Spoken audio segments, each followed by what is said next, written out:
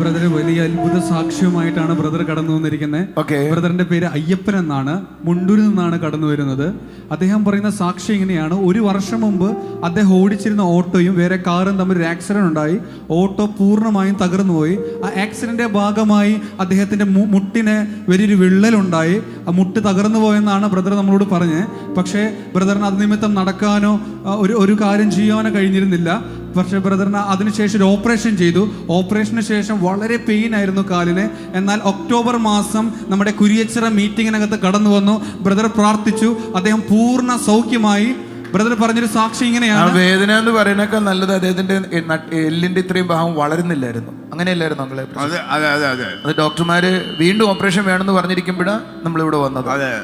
അന്ന് നമ്മൾ പ്രാർത്ഥിച്ചു. അന്ന് മുതൽ അദ്ദേഹം നടക്കാൻ തുടങ്ങി.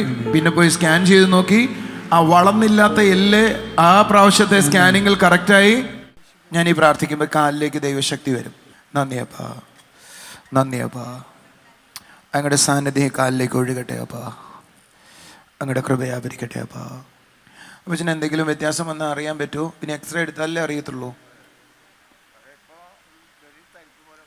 ഞാൻ പ്രാർത്ഥിച്ചുകൊണ്ടിരിക്കുമ്പോൾ ആ തരിപ്പ് പോലെ വന്നത് ദൈവശക്തി ചലിച്ചതാണ്.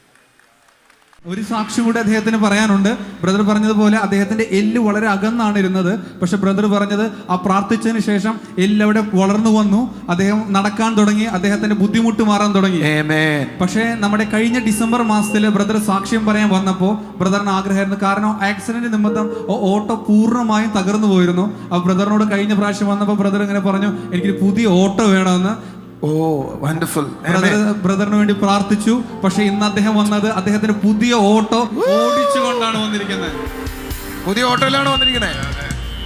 എന്റെ സങ്കേതമാണ്, എന്റെ കോട്ടയാണ്, ഞാൻ ആശ്രയിക്കും എന്റെ ദൈവമാണ് എന്റെ ദൈവം ധാരാളമായിട്ട് അത് അനുഗ്രഹിക്കട്ടെ.